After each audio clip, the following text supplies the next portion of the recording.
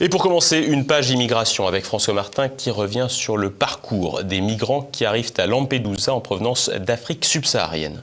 L'immigration, sujet médiatique de la rentrée avec l'arrivée de milliers de clandestins sur l'île italienne de Lampedusa, le retour du projet de loi immigration dans l'hémicycle et la pression du patronat et de l'extrême gauche pour régulariser dans les secteurs mal payés.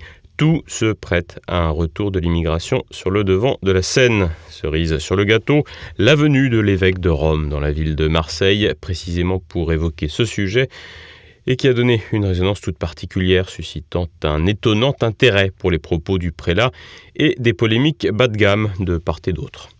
Derrière la polémique médiatique et politique se trouvent pourtant des êtres humains. Des migrants, d'une part, qui sont victimes d'un système mafieux, mais aussi des autochtones qui subissent l'arrivée de populations non désirées, dont la présence n'a pas rien à voir avec l'explosion de la criminalité. En favorisant la venue de clandestins et en faisant la promotion de l'immigration, c'est un véritable système mafieux dont la promotion est faite, comme nous l'explique François Martin, spécialiste de l'Afrique, mais également auteur du livre « L'Ukraine, un basculement du monde ». Ce système de migration est un trafic d'esclaves. Pour une raison simple, c'est qu'au départ, il faut 2 000 € pour payer son passage. Il n'y a personne en Afrique qui a 2 000 €, ni les personnes, ni les familles. Ce sont des sommes absolument gigantesques. D'où ça vient, tout cet argent? Eh bien, en fait, ceux qui le savent n'en parlent pas, et ceux qui parlent, en fait, ne savent rien. On peut avoir quelques personnes qui savent, comme le cardinal Sarah, qui a fait une déclaration dans ce sens il n'y a pas très longtemps. Ce sont en fait des réseaux mafieux villageois ou locaux qui choisissent les personnes. C'est-à-dire que c'est pas le gamin qui se réveille un jour et qui dit « Papa, donne-moi 2 000 €, je vais partir en France ». C'est pas comme ça. Ce sont des groupes de villages, la parentèle, des groupes mafieux locaux qui choisissent, ils disent « Toi, tu vas partir, etc., etc », qui payent les passeurs. Un système organisé de trafic d'êtres humains dont le premier cercueil n'est pas en Méditerranée, comme le laissent entendre les ONG ou les responsables politiques et religieux. En effet, il convient de remonter à la racine du trafic. D'abord, que vous disent les policiers qui connaissent un peu ces dossiers, c'est qu'ils pensent qu'il en meurt la moitié dans le désert. Donc on se focalise sur quelques centaines de types qui meurent en Méditerranée noyés. Mais en fait, semble-t-il, il y a 50% des types qui sont abandonnés dans le désert par les passeurs. Donc, c'est effroyable. Ils sont désespérés à l'idée qu'on les ramène chez eux parce que à partir du moment où les familles et les groupes mafieux locaux ont déboursé des sommes pareilles pour les faire partir, s'ils rentrent chez eux, il y a toutes les chances qu'on les tue. Parce qu'en Afrique, c'est comme ça que ça se passe. Si vous avez emprunté une grosse somme et que vous ne remboursez pas, on vous tue. On n'est pas en France. Les types qui partent, ils sont vendus en fait. Un départ a priori sans retour possible pour des migrants et surtout un déplacement encadré en amont et en aval qui entretient un business lucratif pour les passeurs mais également pour tout un écosystème politique et clanique de l'autre côté de la Méditerranée. Quand ils arrivent, s'ils ont la chance d'arriver en Europe, ils sont récupérés par leur communauté, on leur donne des petits colis fichés à vendre, etc. Ils ont 1 mois, on leur fait crédit d'1 mois. Et ils doivent vendre les colis fichés et ils doivent rembourser pour avoir un nouveau stock et ils doivent ensuite envoyer les mandats parce que c'est pour ça qu'ils ont été envoyés, c'est pour envoyer des mandats pour rembourser leurs dettes auprès de leur famille et auprès des organismes locaux, de mafieux locaux qui les ont financés. Voilà comment fonctionne le système.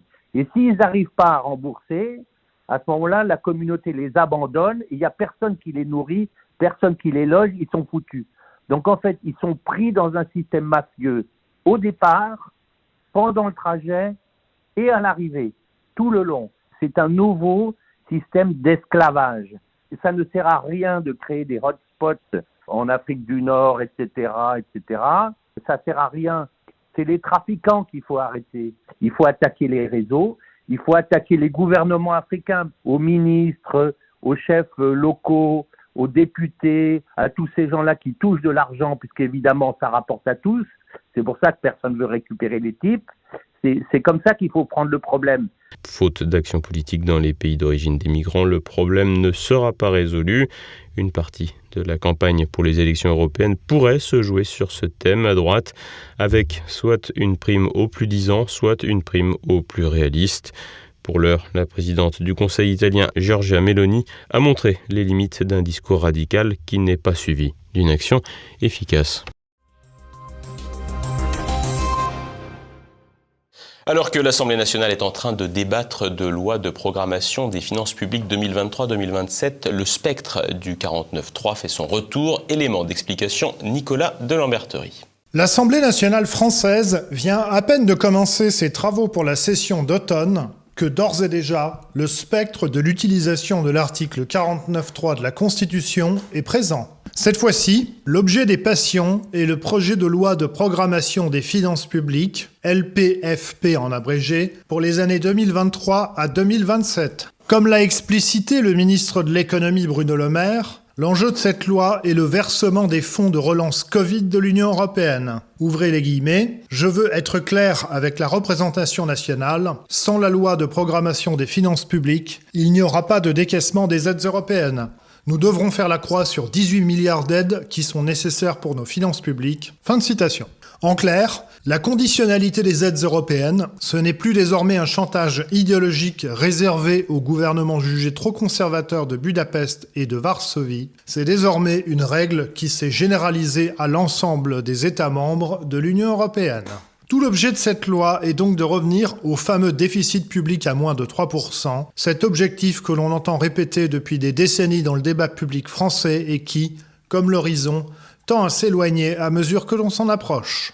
Il est d'ailleurs toujours amusant de constater que nos dirigeants alternent régulièrement les phases où ils promeuvent un ordolibéralisme rigoureux, ayant pour but de limiter les déficits publics, puis les phases où ils dépensent sans compter, un pognon de dingue, dirait Emmanuel Macron, sous prétexte de pandémie ou de guerre dans un pays voisin, avant ensuite de revenir vers leurs administrés pour leur demander de payer l'addition. En effet, après le suicide économique du Covid, l'Union européenne a mis en chantier un prétendu plan de relance pour l'Europe, censé permettre de reconstruire l'Europe post-Covid plus unie, plus verte, plus numérique et plus résiliente, pour citer dans le texte le verbiage soviétoïde publié sur le site de la Commission européenne. Ce plan de relance européen, appelé Next Generation EU, puisque personne n'a jugé utile de lui donner un nom français sur le site de la Commission européenne, va consister entre autres à financer des panneaux solaires, des éoliennes ou des micro-ordinateurs. Détruire l'économie réelle et industrielle pour la remplacer par une pseudo-économie verte et inclusive d'hommes soja.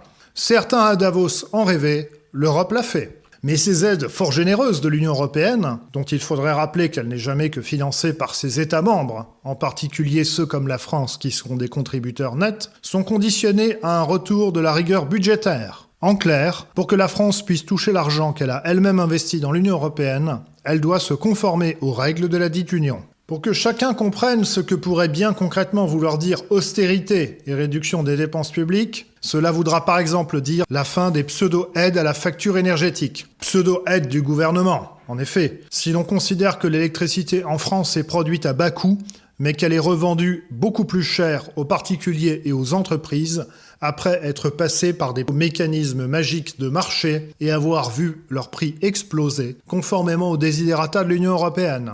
En clair, jusqu'à présent, les Français finançaient indirectement via l'État le racket opéré par les pseudo-marchés de l'énergie et autres prétendues libéralisations du marché de l'énergie. Désormais, ils financeront en intégralité eux-mêmes et directement ce racket, puisqu'ils ne bénéficieront plus des pseudo-aides gouvernementales. Pour en revenir à la loi de finances qui doit passer devant le Parlement français, le journal Marianne a décrit avec précision la façon dont le gouvernement compte faire usage du 49.3, tout en se gardant la possibilité de l'utiliser de nouveau pour d'autres occasions durant la session, en dépit du fait qu'il est en principe limité à un usage par session parlementaire. Par ailleurs, les positions de LR et du RN, présentées comme incertaines sur ce projet de loi, seront à observer de près, notamment à l'approche des élections européennes. Au final, le Covid aura constitué une opportunité en or pour l'Union européenne pour augmenter de façon exceptionnelle ses pouvoirs et prérogatives. Cela s'est vu avec les achats groupés de vaccins dans les conditions opaques que l'on connaît puisque c'est par SMS que la présidente de la Commission européenne, Ursula von der Leyen a négocié l'achat d'injections Pfizer pour la modique somme de 35 milliards d'euros. Cela s'est vu aussi avec la mise en place du pass Covid européen. Cela se voit désormais avec ce prétendu plan de relance européen, qui n'est jamais que le masque d'une prise de contrôle très avancée par l'Union européenne sur la gestion des économies nationales des États membres. La tendance n'est certes pas nouvelle. Tous ceux ayant déjà visionné une fois dans leur vie une vidéo de François Asselineau sur les grandes orientations des politiques économiques, GOPÉ en abrégé, le savent déjà. Mais désormais, l'accélération de la tendance est affichée et assumée. Car au final, ce qu'il faudra peut-être retenir des propos de Bruno Le Maire, c'est que le gouvernement censément français reconnaît désormais publiquement qu'il doit se plier aux injections de Bruxelles pour avoir accès à la manne des subsides européens.